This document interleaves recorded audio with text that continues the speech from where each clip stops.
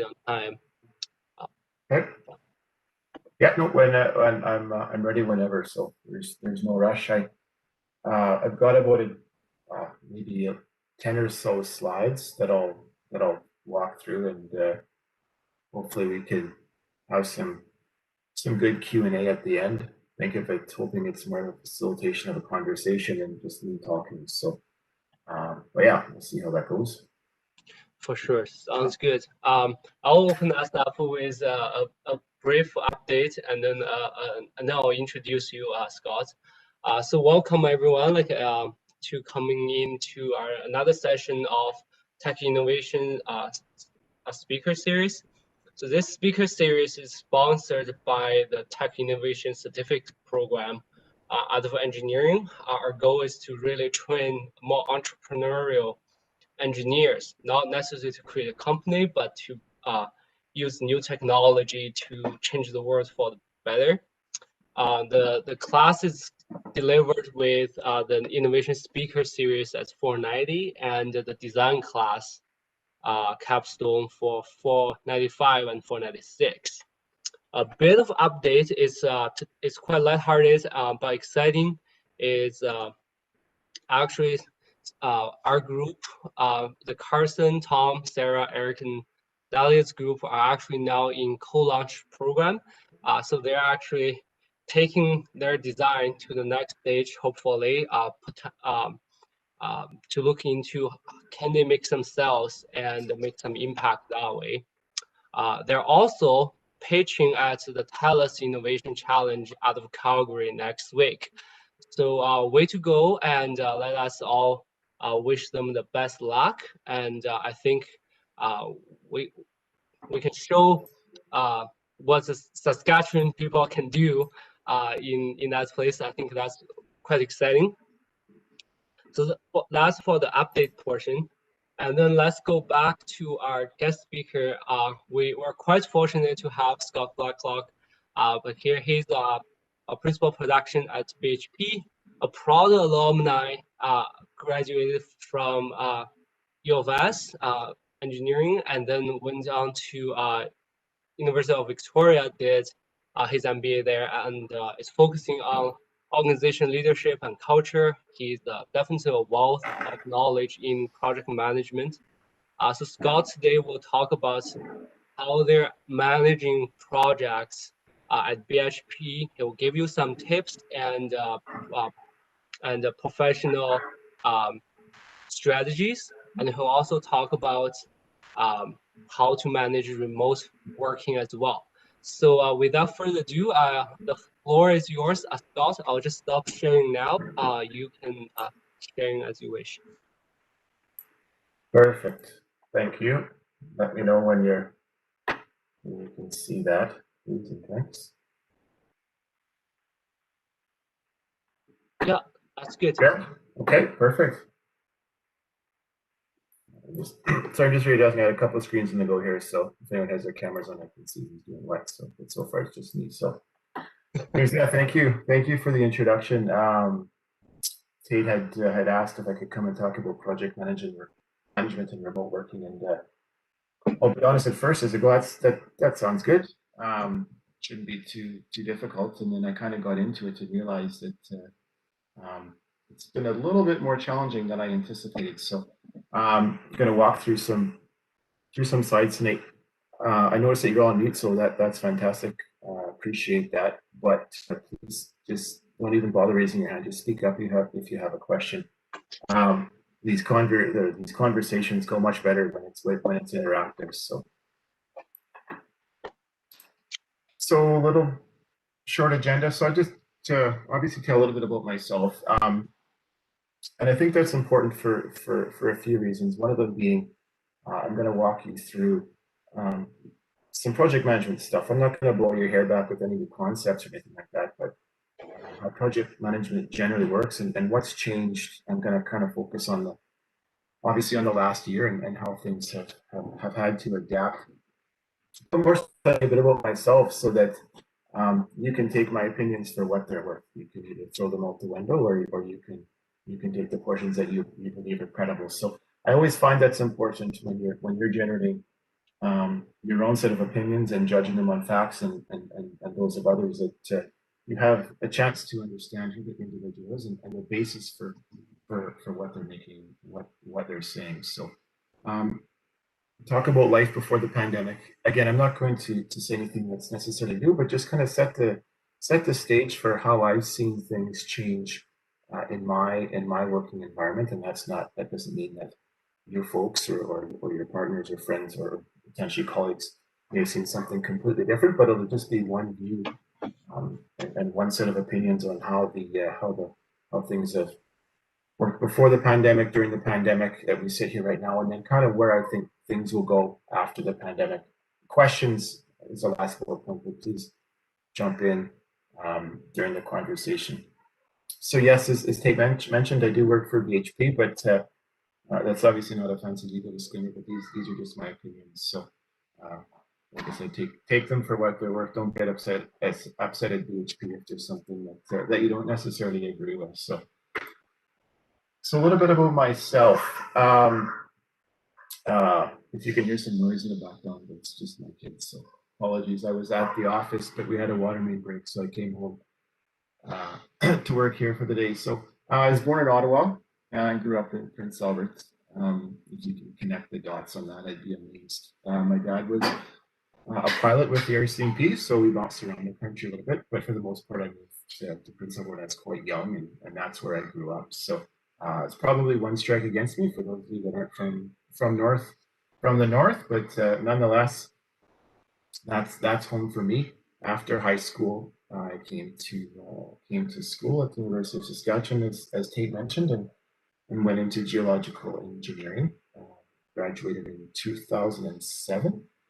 And from there, so working at Golder Associates. Golder Associates is it's no longer Golder anymore. I understand it was purchased by another consulting firm called WSP, but nonetheless, I worked for Golder Associates right out of school up in London, Ontario, and had an opportunity to work all over Ontario on all kinds of different projects. I came back to Saskatoon the following year, obviously continued to work on a variety of construction projects. The most notable one would be the completion of the Circle Drive South project, which was almost 10 years ago now, so it's been a while, and spent some time working at a gold mine down in South America, building tailings dams during that time as well. So in 2013, I joined BHP up at their Acadie diamond mine in the Northwest Territories as a geotechnical engineer, focusing on rock mechanics in their open pit and underground mines at the time. It says here I came back to BHP in 2017. It's because shortly after I joined BHP up north, they actually sold the mine to another company called Dominion Diamond, which just actually recently changed its name to the Canadian Diamond Corporation. So you can figure out the acronym for that and think if the guys are making a joke and girls are making a joke when they name their company ACDC. But nonetheless, that just happened a few weeks ago. And like I said, in 2017, I came back here to Saskatoon and joined the BHP potash project here in town, and in particular the Jansen mine, which is just east of Lanigan, about 20 minutes or so. In 2015, I completed an MBA. It was at Royal Roads University in Victoria. And I'll just kind of pause and expand on this because I always get this question. I got the question quite a few times when I had the opportunity to teach at the university a couple of years back. Was when I'm done engineering, should I go do an MBA? Why should I go do an MBA? It's kind of it had at the time the kind of thing that everyone did. I did an MBA at that time because it was at the right point in my career. I had seen a bunch of things, technically, professionally, people-wise, lots of things that we don't necessarily get to see while in undergrad or doing a master's for that case. Or for that matter, I should say. And so off I went and did an MBA, and it was the perfect time for me because I was able to do that full time online, oddly enough, and work full time, which certainly made for a full course load, but definitely got my feet wet 5 or 6 years ago. thereabouts now in the whole concept of working online, working remotely, working with cohorts online, and it went extremely well. It wasn't a choose your own adventure, kind of work at your own time program.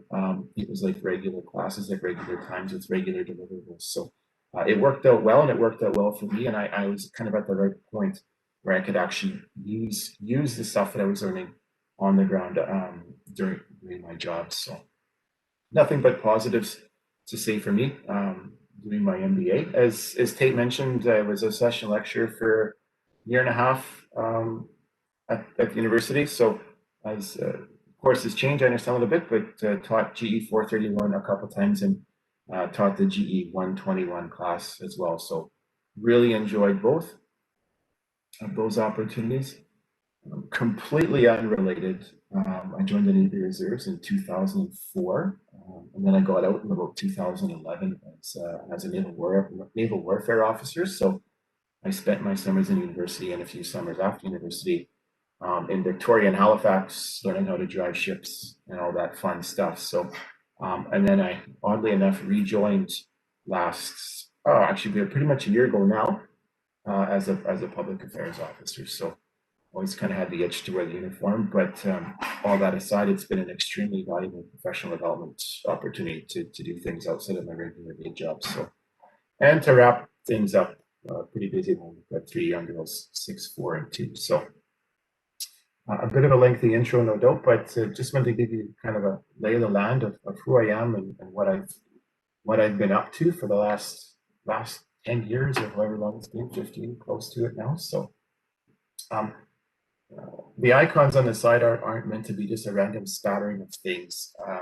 Basically, it's a map of where I started and what I'm doing now. So the gentleman, the hard hat in the crane is basically my time at Golder working on construction projects, learning about people, learning how to interact with people.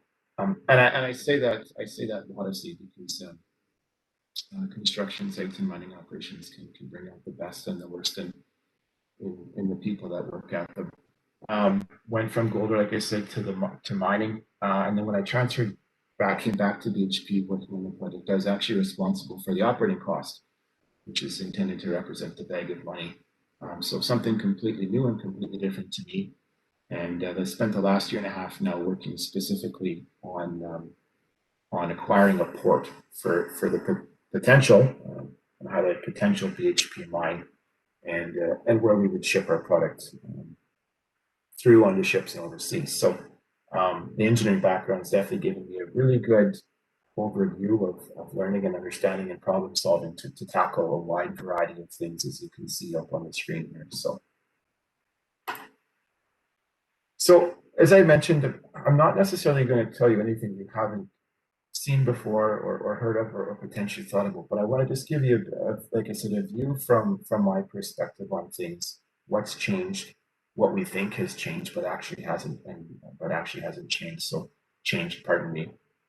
So life before the pandemic, the gentleman on BNN, and I didn't get his name at the time. I didn't think to write it down, but so I've weekly referenced him at the bottom, but a reference nonetheless indicated that about 80% of the population works. So I'm going to gather to say that the 20% that's not working in there would be those that are registered with unemployment, those that can't work because of some sort of a disability, stay-at-home parents, whatever the case is. So generally speaking, 80% of the population works. And then he went on to say that 50% are able to work remotely. So IT, financial institutions, banking. And I highlight banking because I know when I was calling RBC to get something fixed with my online banking, I was talking to the individual and said, where are you? And where are you? And she indicated that she was working from her home in Parkside, BC, just north of Nanaimo. So a lot of folks have transferred as well aware to working from home. And then on the flip side, there's the remainder of the working population that just simply has to go to the work. And I don't intend to make light of that, but obviously nurses, paramedics, firefighters, police, and we know who they all are. The list goes on. People that simply can't work from home. So that kind of just bit of a lay of the land on who was working from home, who can't work from home. How many people were working from home before the pandemic? Probably a small minority. I don't have the numbers on that, but there weren't that many people. So work as we knew it this time last year, generally speaking, and again, just generalizing across many demographics, many parts of the country, many parts of the globe, is routine, location based. You know, if you worked on a project for a company in Atlanta, for the most part, you moved to Atlanta and you worked on that project. It was pretty much in person for everything. Now, we had video conferencing and Zoom and all that stuff, but for the most part, people saw each other to do their work. For me, that involved regular travel. I was kind of back and forth out to the coast almost on a weekly basis, and that was just standard operating procedure, and didn't really think too much of it at the time. And then from a project management perspective, I'm going to kind of just come back to the three big things around and tie it all together around project management and what's changed. So from a project management perspective, there's always three things you're keenly keeping an eye on: that you're on schedule, that you're on budget, and that you're actually doing or building the quality product that you want. So traditionally, that's been for all. It's been in-person meetings and it's been in-person discussions. And I'll keep putting in the caveat that yes, we have conference calls and whatnot, but for a big project review, everybody would go and sit in a room and look at something. For a big quality control or a quality assurance discussion, everyone would be at the construction site having a look at the concrete or the rebar or whatever the case was. And up until that point, effective project management was strong leadership and the ability to trust. But the trust was predominantly built on people being able to see the work and see the individuals. That didn't mean that if they didn't see them, they completely didn't trust what they were doing. But it's just kind of the way it was. Like, if you saw people doing the work, not necessarily micromanaging, but if you saw them showing up to the office, doing their stuff, sending you their documents, whatever the case is, and sign them, you're comfortable. You knew what they were up to. So we all know what life was like before the pandemic, but like I said, from a project management perspective, focusing on those big three: schedule, budget, and quality. So then, obviously, last spring things changed, and they changed pretty quickly. So life during the pandemic, the little silhouette on the side was intended to be a filler on the page. So we're going to see looking at a bunch of white space. But the more that I looked at it, the more I came to realize that some days it did feel like I was hanging off of a cliff. But to this individual, looks like they're really enjoying the view. I don't think I was enjoying the view all that much last spring, but nonetheless, like I said, things changed, and they changed really quickly. And literally, if you didn't adapt last spring, you're essentially dead in the water. And again, I've painted a stroke across that. Obviously, the federal government offered up some incentives and all for struggling industries and struggling businesses. But the unfortunate reality for many businesses is that some of them simply couldn't change. They weren't set up to change. They're small. They don't have the resources. Working virtually is expensive to get everyone set up with the necessary hardware and software. So, but the organizations that had the ability or had the luxury potentially to embrace technologies to complete work afterwards, they benefited immensely. So that was me, that was us, that was BHP. And like I said, it's a large company, so they had the resources to do that. But more importantly, they had to do that previously, because when they reshuffled the organization around, people started having bosses and one-ups and colleagues that they were working directly with all over the world all the time. So if they wanted people to stay connected with some individual in Singapore or in Australia or in Chile, they needed the means to actually do that effectively. So we had the tools. We're using WebEx Night. That's what we use at PHP as well, and it allowed us to to stay connected and work after hours. So that being said, it's still people still wanted to see you in the office, and some people didn't care. Some people were still old school, for lack of a better term, and really wanted to see folks in the office. So though we had all the technology and all the fancy widgets and hardware and software to work remotely, to work from home and do our job effectively, it was still a mental hurdle to get folks to understand or appreciate that you can you can work from home and you can do it well. So like I said, life during the pandemic from a project management perspective, schedule still had to be managed, budget still had to be maintained, and the quality of the project hasn't changed an ounce.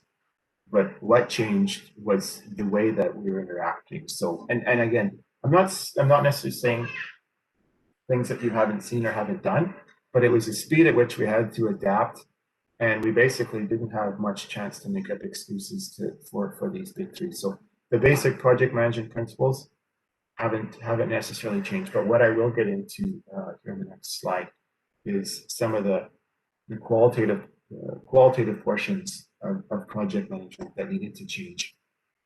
Needed to change in a hurry. So no doubt the first thing that changed was meetings. This became commonplace. This is my commonplace, sitting here and talking to people all day long, with 4 or 5 people on the screen, sometimes 10, whatever the case is. Everyone's gotten extremely good at doing this, which has been fantastic. But the thing that happened right up front was there's this immediate worry from many individuals that they would lose contact with their teams. And it wasn't a micromanaging piece. It was just around the fact that if we work in an open concept office, that they would see them come in, they know that they were happy, healthy, smiling, or maybe not smiling. But you generally got to see them, understand how things were going, right from the moment they walked in the door, and you had comfort in knowing that your folks were there and doing the work and all that fun stuff. So for me and for my group and for the group that I work with, it wasn't about not trusting that our folks could do the work. It was about the fact that people didn't get unintentionally left behind. Because, like I said, I didn't have meetings with some individuals every day, but I would see them and I would chat with them in the morning or after lunch or whatever the case is. And you'd see them and you picked their brain and you didn't think too much of it. But then we went into this crazy situation that brought on COVID. And next thing you know, we would have weekly meetings as a group. Next thing you know, it was let's check in every morning at 9 o'clock just to make sure that you're okay. And then that next thing you know, you're having those all day long. And within a week of working from home, our meetings were starting at 5:30 in the morning and going to 11 o'clock at night, every single day, almost 7 days a week. So that got a little bit out of control, but people didn't know any difference, and they were truly doing it out of the goodness of their hearts because they just didn't want to see people get left behind. And they didn't really know what this thing was that had happened.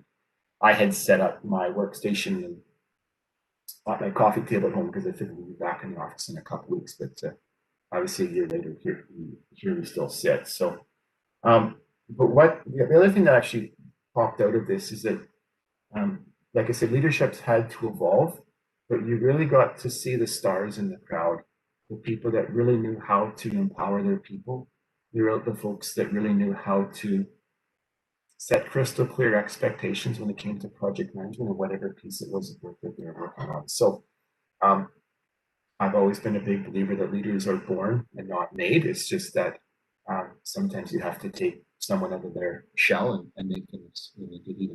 They've got that ability. And COVID, unfortunately, really allowed us to see who could actually thrive in these situations by being an effective leader and effective manager. So we said lots of meetings, all virtual meetings, but over time, there's been fewer and fewer check-ins, fewer and fewer daily conversations, just because people didn't know what to do. And but what's happened is the work is still getting done. So from a project management perspective at BHP, nothing's changed in that sense. You still have, like I said, you still have a budget to manage, you still have a schedule to keep track of, and you still have a quality product to deliver. The one thing you have to keep in mind now, though, is that some of the limitations of COVID. So if your schedule said I did something in 1 week, well, maybe it takes 2 weeks now because you can't throw extra resources at it because of physical distancing restrictions or whatever the case is. So you're including COVID as part of your project management, but it's not necessarily changing how you go about managing a project, pardon me, because those things haven't necessarily changed. So, and it's highlighted the varying levels of trust that exist between groups, between leaders, like any organization. There's the folks that thrive, there's the folks that don't, and then there's the folks that have an innate ability to manage those people and manage them extremely well. So before I jump ahead, I'll try and make this a little bit interactive. So question on the screen, just shout them out. Do the qualities of leadership need to adapt to effectively project manage? And by that I mean, do they need to adapt because of the situation that we've found ourselves in now, and we'll see ourselves in for the near future, anyways. I don't have a chat open, so if anyone's chatting, I can't see it unfortunately, but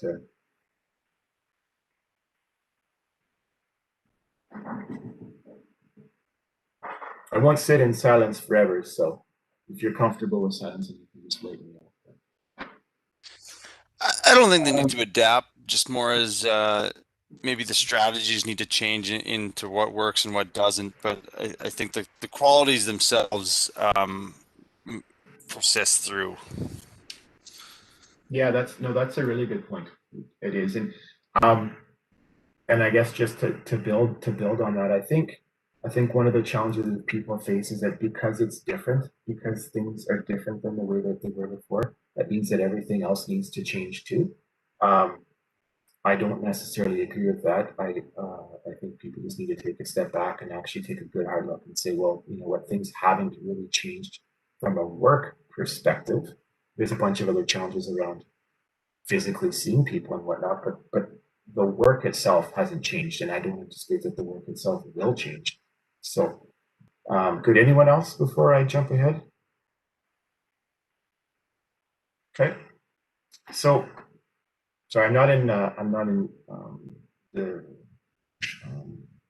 presentation mode because I can't keep track with another screen here. So, you've seen this before. Like I said, the qualities of leadership need to adapt to effective project management. There's umpteen things around what a good leader is. This is one of them. I generally agree with or so I should agree with when I put them up on the screen. But what I'm saying is there's umpteen words and then the synonyms that go with them on what a good leader is. But what I wanted to highlight was these two things. So they don't need to adapt or change. People just need to be extremely aware, in my opinion, of these two things around the empowering piece of letting people do their work. So being crystal clear on the expectations of the work that they need to do, on the timelines that they need to do the work in, and what the deliverable needs to look like at the end.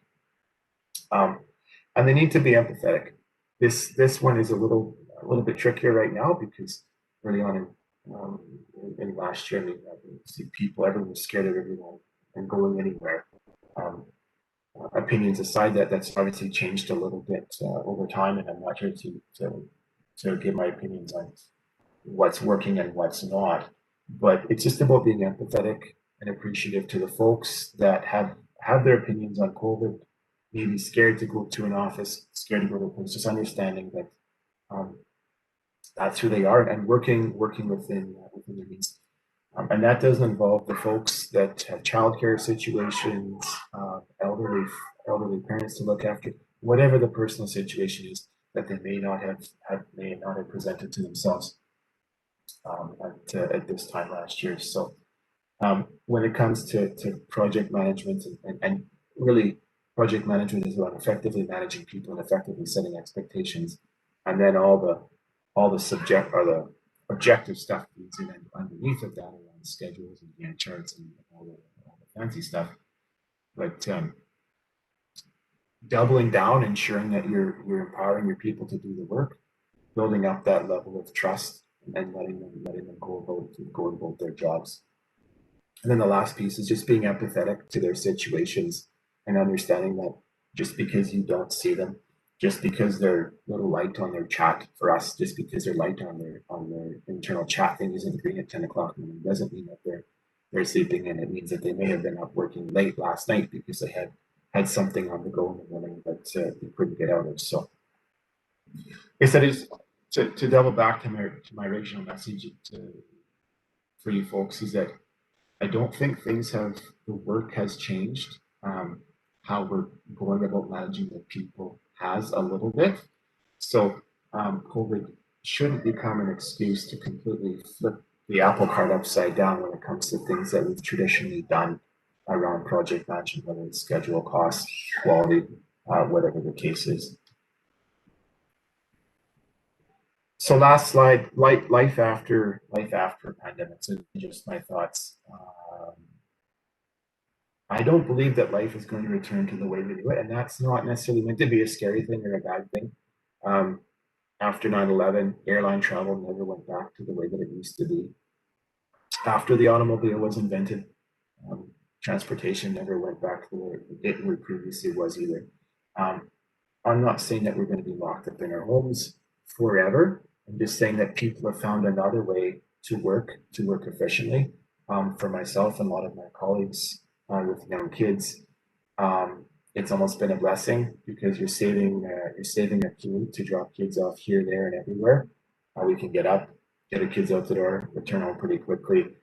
Between my wife and I, we save almost an hour a day of traveling and commuting and all that fun stuff. That's not necessarily fun, but all that stuff. So it's allowed us to become actually more efficient, to get more work done, and not have those distractions that exist at the office. Going forward, it's going to be a mixed bag approach. I believe you're going to have some folks that will continue to work from home on a regular basis. At BHP, prior to the pandemic, we had folks that we have on contract working with us that are all over the country, and that was how they worked. So to them, nothing has changed in any way, shape, or form, and the work that they're doing hasn't changed either. So that's been a positive. Like I've mentioned many times throughout the conversation, when it comes to project management and the big three, they still need to be managed. COVID's not changing that. COVID's just kind of changing how we interact with people and forcing leaders to, if they don't trust, to figure out how to start trusting their folks and giving them tools to actually start to trust their folks if there's been some challenges in that sense. But the big but is that things can't be done entirely from home. Some social interaction is required. I'm in no way, shape, or form capable of speaking to mental health challenges, but I can certainly attest to the challenges that I had in the early times of the pandemic because, like I said, I had set up my office on my office working from the kitchen table. So, well, this will be fine for a week, and then off we go. Obviously, that wasn't a short-term solution. So I'm in an office now. My wife was working in here, and we put an old coffee table up in her bedroom. So that was convenient. The next thing I know, I was waking up at 5:30, walking into my computer, and working there until 11 o'clock at night, and then repeating. And the challenge early on in the pandemic was that because you're at home, you must be available. So people were pretty much going nonstop. So that got a little bit tiring. We kind of doubled down and slowly got back to what we consider a normal routine of working. It's just that we're doing it from home. Yeah, like I mentioned, long-term mental health impacts are uncertain, especially for those people that claim that they're thriving and saying like they've been waiting for decades for this to happen. Those are few and far between. The folks that were thriving in the beginning are actually getting burnt out as well, who left the isolation. Want to get back and start having those informal conversations with folks. And then I'll close in saying that those coffee conversations are invaluable. We've become more efficient working at home because I'm not having as many ad hoc random conversations at the office about work that doesn't necessarily affect me.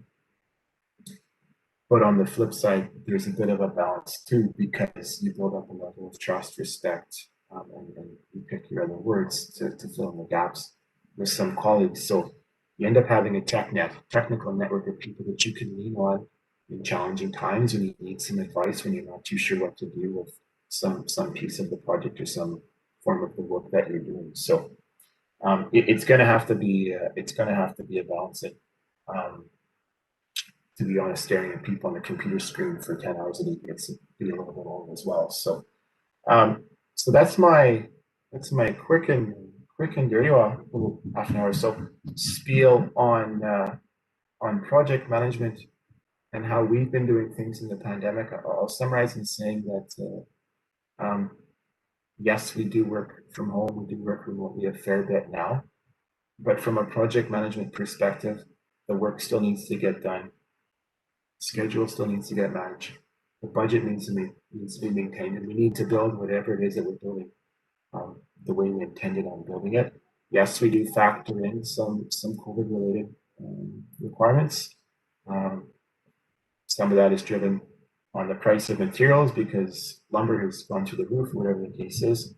But more importantly, leaders are being crystal clear with their individuals around expectations because they don't see them as much now. So it's really forced them to come out and actually do the 101 of leadership that people don't necessarily do. So that's all I have.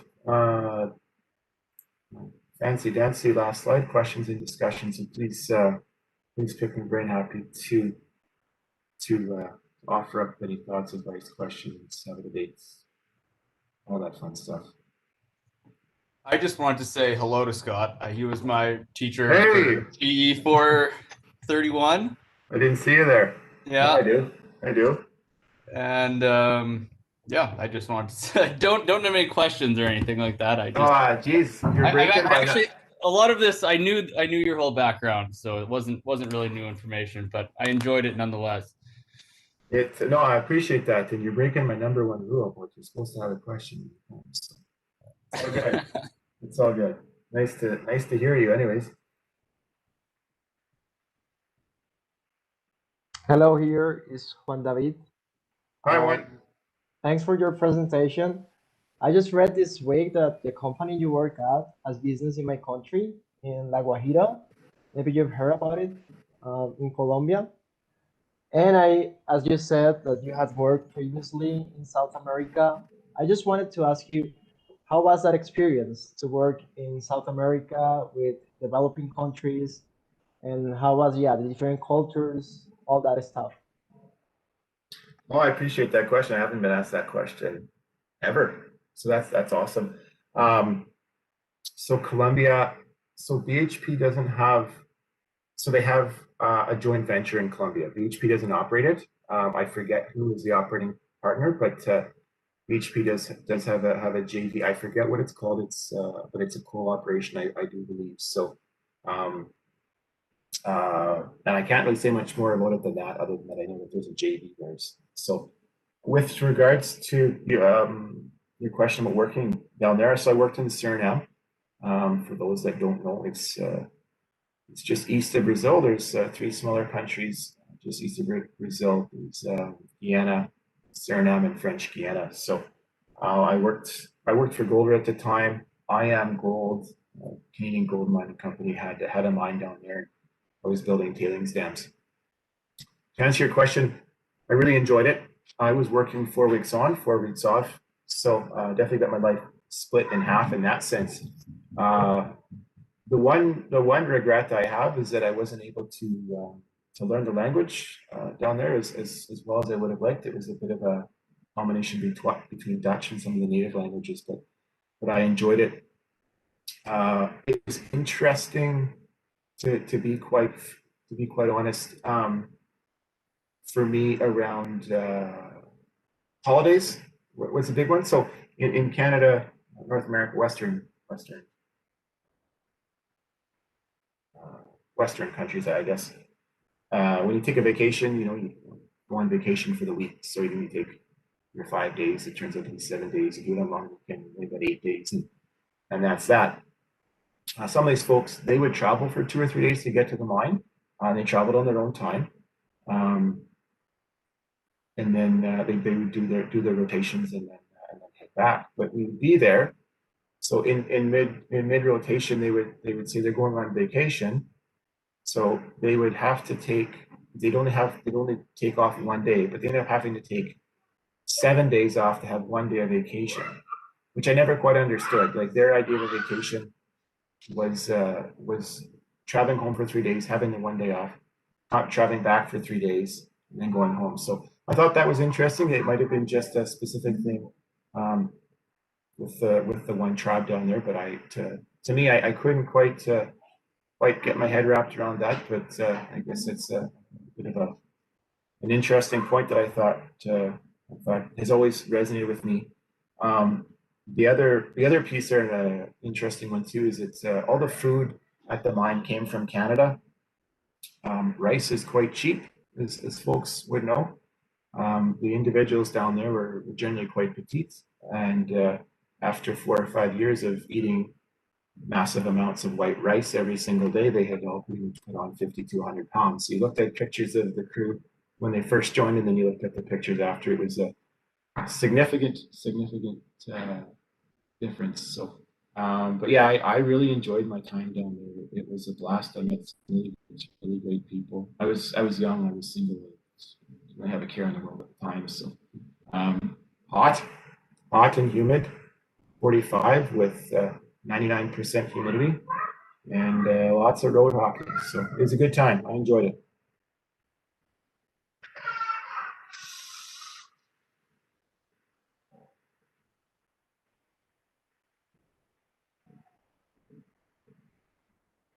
Anyone else? Any other questions or comments, thoughts, personal experiences with working through COVID?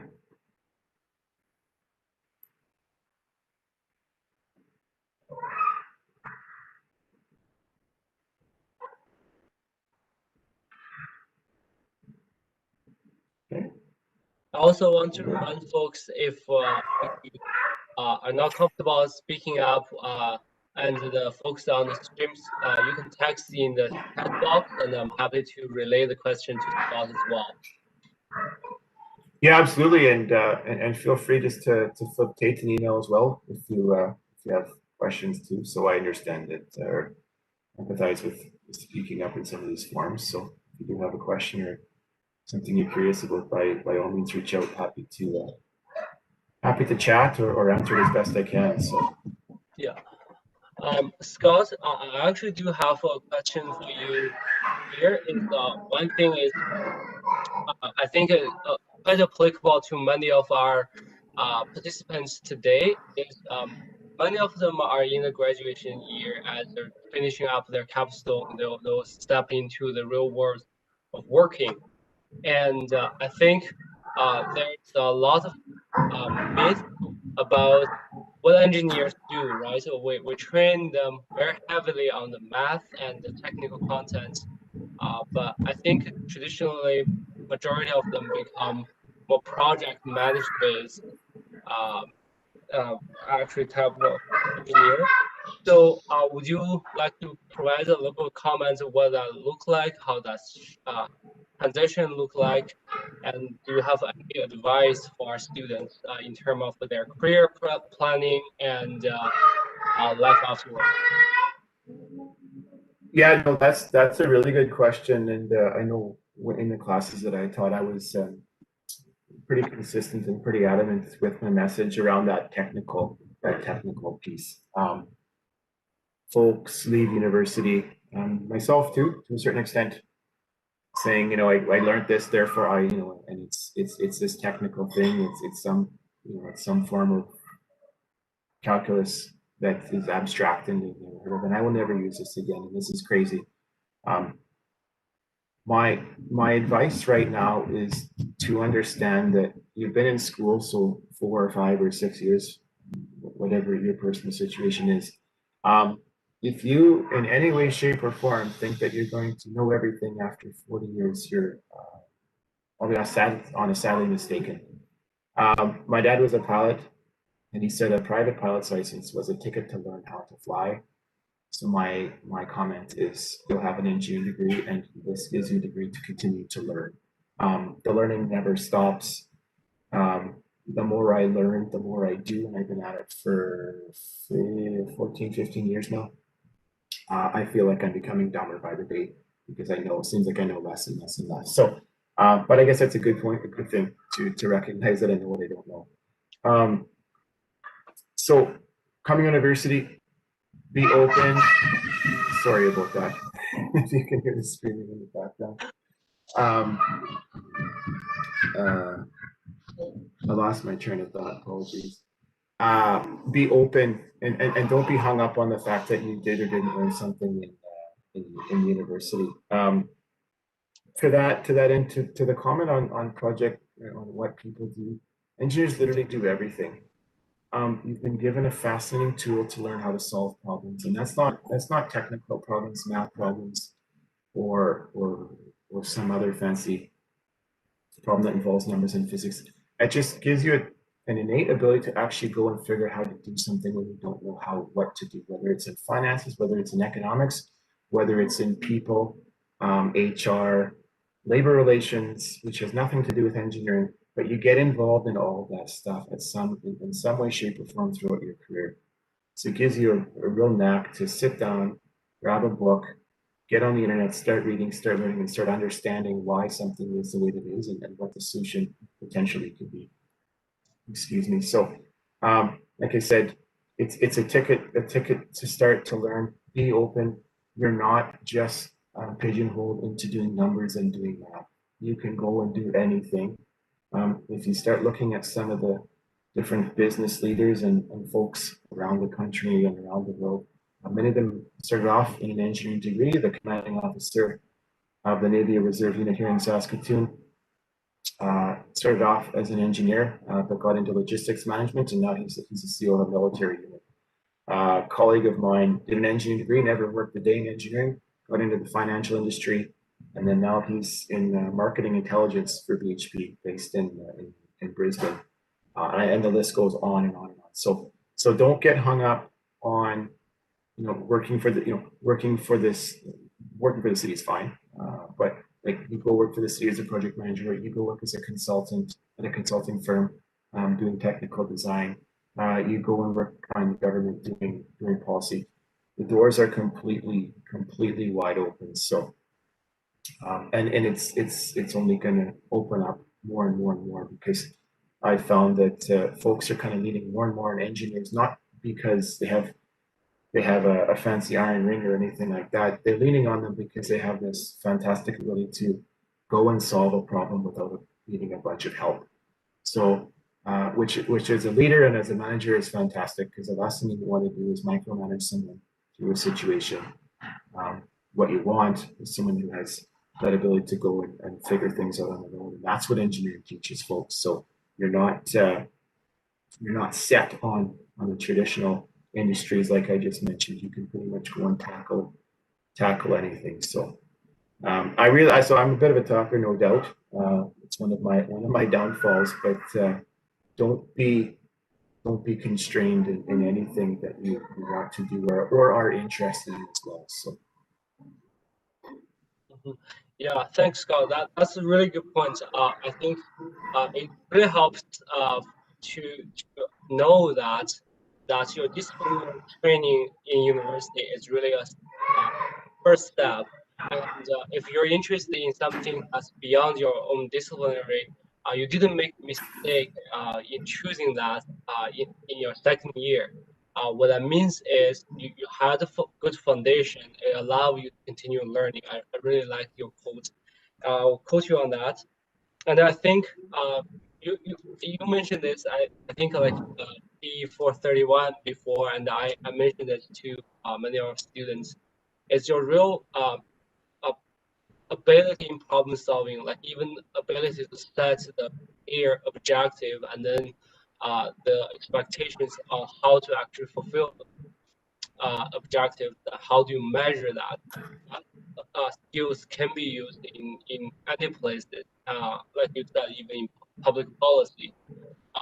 in today, like what we're facing in the world, in some ways, only half of the problem is technical. The other half probably people and the culture, and how can we actually work together, contribute, set clear objective, and solve the problem more immediately. That's what engineers with leadership and empathy can contribute to, and then it moves really beyond technology side, and I think that's something unique. UFS graduates can contribute as well. I completely agree, and you remind me of a comment from the G121 class a couple of years ago, and the individual was frustrated obviously at the time because we're getting they're drinking from a fire hose with all this stuff in first year, including like engineering, physics, and whatnot. And then they had this GE121 class that was like kind of ho-hum. It's not complicated. It's a bunch of extra work. We're talking about objectives, and he said, like, he said, I'm going into computer science. I will never use this stuff. And my response was, yeah, you'll need it more than ever, regardless of what you go into, because you still have objectives. You don't just get to randomly spend people's money for no reason. So defining clear objectives for anything is paramount. Problem solving and coming up with different solutions to figure out which one is the best is something that we sometimes take for granted. Many people don't actually have that ability. They've got the solution done and then off they go, and they don't have the ability to actually analyze the problem and understand what it is they're trying to solve. So again, I know this is all kind of nice fluff and fancy speak and whatnot, but it's taken me a while to appreciate the fact that we were given some good training on how to effectively go about solving problems, and that's not just in an engineering thing. You use that in many different work environments and in life situations. So. Yeah, exactly. I totally agree. We do have time. I don't want to dumb the conversation. We have time maybe for one more question from the audience. If you want to, please unmute yourself or text through the chat.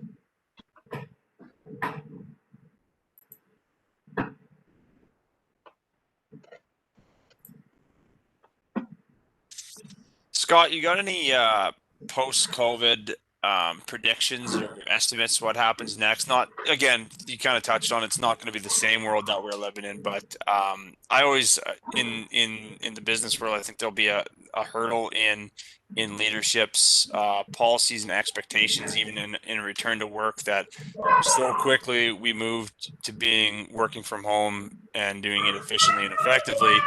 And then, these are organizations like the BHPs, Nutrients, S&Cs, have very luxurious office spaces. And I think the expectation was once, this COVID thing settles down in a year or two, that the expectation will be returned to these offices. What do you think? There'll be some kind of balance struck, or how will the expectation around the work-life balance change just based on the fact that we're able to transition so easily into what we're doing now? Yeah, it's an interesting question, and I mean the answer is going to be obviously different in each organization. Like I said, our organization, we're fortunate because we're set up well to work this way, and we kind of been working that way as I had mentioned.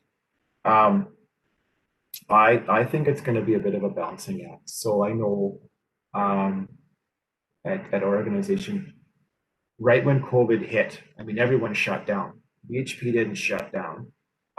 Fortunately, or unfortunately, depending on which way you look at it, COVID had already kind of run through some of the Southeast Asian countries. So, an area of the world for that matter. So we were able to, not and by we, I mean the organization, not me specifically, I take no credit for this in any way, shape, or form. We're able to leverage some of the learnings from our Singapore and Kuala Lumpur offices on what worked in these situations. So we the BHP here in town split the office into two groups, A and B. We're fortunate enough that we have porter staff at our office cleaning regularly, wiping things down. So Our office is probably cleaner than my house, and I think I had a pretty clean house too. They were pretty much following me around. If you touch something, they were disinfecting it. So we were beyond fortunate to have a situation like that. So, but like yeah, we split up into A and B, but a lot of people didn't necessarily go in. They just worked from home because they could. They weren't sure. Uncertainty, scared, all those emotions that people were feeling in the spring of last year. Um, Summer hit, things kind of calmed down, and things are looking on the up in the summer. And then they said, well, let's just, folks said, well, let's just wait and see, because there's a lot of anxiety, including for my family, around this back to school thing. What's that going to mean? Like, how am I going to homeschool my kids and work at what right now is a pretty full on job? So there's a lot of anxiety with that, and folks were pretty clear about that. They said like we don't want to commit to anything yet because we don't know if this back to school plan is going to blow up on our face. Lo and behold, in Saskatoon and well, Canada and Saskatchewan, things did get significantly worse, and they're obviously still kind of like that, getting better as we're aware. But we're very lucky in Saskatoon that our kids were able to continue to go to school. There was a few cases where they weren't, and shut down for a few days. So, but what I'm saying in that is that going into the fall, there was a push to get people back in the office. And some folks were getting uncomfortable with that because they just weren't sure. They didn't want to take that leap, that big jump yet. And I think that push comes from different people with different experiences and different backgrounds. So some of those folks didn't have families at home, didn't have family in town. It's just them and a spouse. So they were missing dearly that interaction at the office of just seeing people, not a micromanager by any stretch of the imagination, just wanting to see people in the office. So there was that. And then I think there's kind of a moment where people said, you know what, like we're not comfortable yet. Don't force it. The work will get done, and people accepted that. So that's kind of where we're at now. Once the dust settles, I think it's gonna be a mix and match. It's going to go back to what I was saying before. It's going to come back to trust. So my one up, and two up, said both gentlemen had said to me, are you going to be in the office tomorrow? I was like, I don't know. I said, I honestly don't know if I'm going to be in the office. And it wasn't a, well, why don't you know? It was because they are in the same situation where they don't know. Like, we'll see what the morning brings, and that's just become the way that we work. So it's gonna be a mix and match. I dearly miss the interactions. We had a big project review in Vancouver, and didn't hop on the plane for just safety reasons and all that fun stuff. There's no point in exposing myself, but I do hope that we get back to a point where we can choose to interact and not be limited by the restrictions. So, and then the last point on that is that offices and corporations have built these fancy, massive towers, and there's going to be no one to fill them. So there comes another challenge with this corporate vacancy rate, and this is my office and this is where I sit. So I think when we do go back to the office full time, assigned seating is probably going to be out the window. You just go and find a spot and do your work, and off you go. So that'd be kind of fun too, because you can go and sit by your friends at work as opposed to not having to sit by someone you don't want to sit beside. So.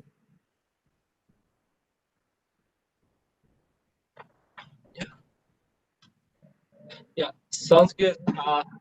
Thanks for sharing your experience and answering questions. I think you can say like it's a pleasure to hear what life has been, and also hear how you manage the work with kids and different locations at home.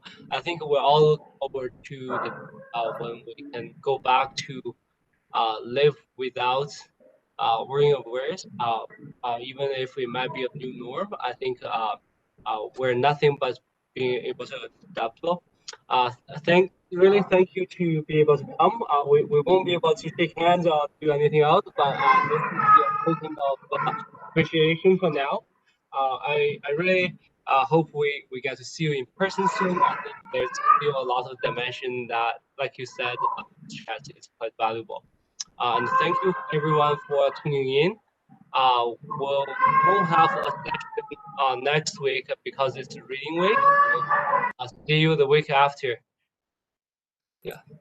Thanks again, Tate. Thank you everyone for listening and hopefully provided some interesting comments and some things to think about. So yeah, hopefully see you folks in person one day too, for sure. So yeah, great. Have a good night. Have a good night. Yeah, have a good night, everyone. Thanks, Scott. Thanks. Thanks, Bye. Scott. Thanks. Goodbye.